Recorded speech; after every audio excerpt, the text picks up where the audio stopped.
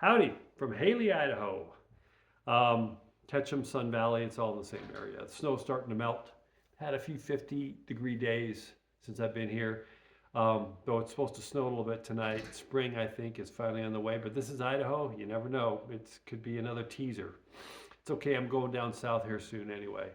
Um, Here to remind you, as I have been for years now, to see the bigger picture, to do your own research, please. Especially, I've said this always broken record time, but I do it on purpose.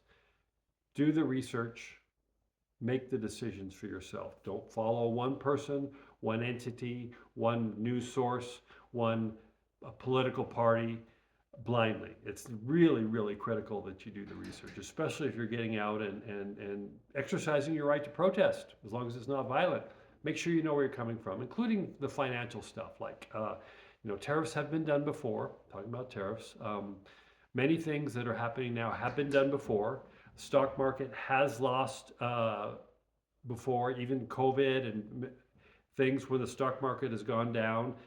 If you have an understanding of perspective of what when the stock market has gone down, for instance, like during COVID and before that, you'll know where we are now today when the stock market has gone down due to the tariffs and other things of speculation. It's not as bad as, of course, as the mainstream news trumpets every single day, but do your research and you'll see. So tariffs, Trump put the tariffs in place. Guess what? As of today's 8th of April, I am paying attention to the dates finally. More than 50 countries, and I think it's more than that, have reached out to Trump and the administration to negotiate on the tariffs. Before, nobody would do a thing because we've been taken advantage of. This country, United States, have been taken advantage of for decades. Canada has put tariffs on our own products for decades. So all we want is even playing field. But how do you get countries and leaders of countries to come to the table? You do exactly what Trump is doing. Globalism is over. So the experiment of globalism that's been shoved down our throats for decades and decades, actually.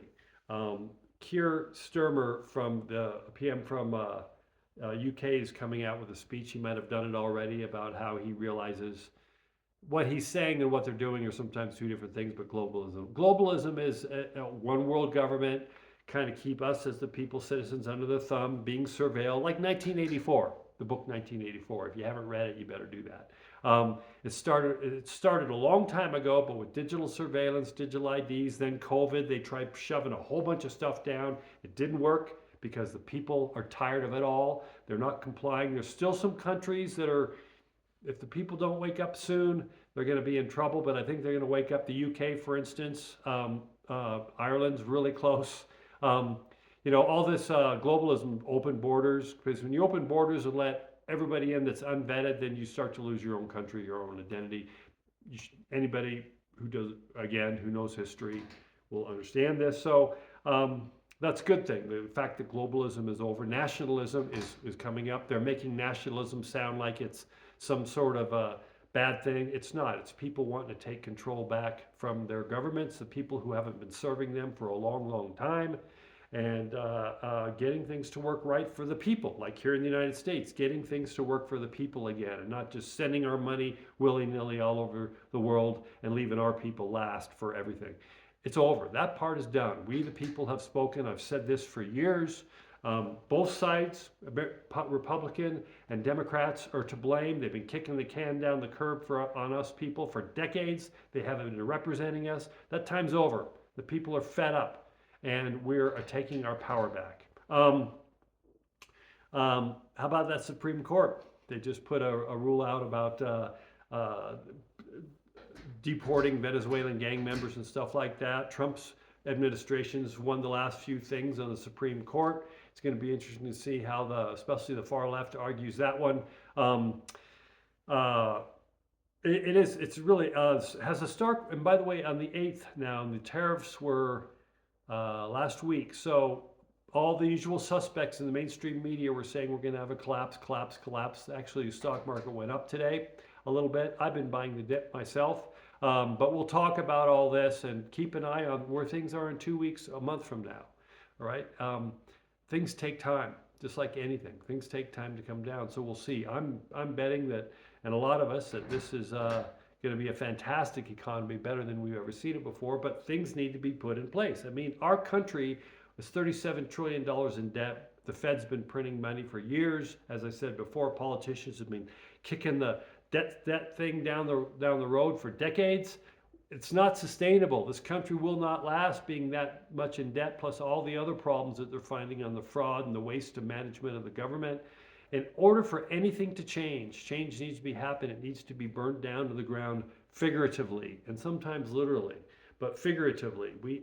To change an institution. Corporations, when corporations buy another corporation or a smaller thing, they absorb it, they go in, they trim the fat off, they make it lean, getting ready to, it's the same thing with the government. We're bloated government. And things need to change. We cannot keep continuing the way things have been for the last few decades, or we're not going to be a country anymore. So the stock market, we'll see where that goes. And you know, bringing the tariffs is also the administration is bringing over. I don't have the exact number now, but it's trillions in money coming in from manufacturing coming in because of the tariffs, the threat of tariffs. So companies now, instead of building in Mexico or building overseas, are starting to talk about building here in the United States, which is going to be manufacturing in, which is going to be more jobs for the people, and it goes on and on down the road.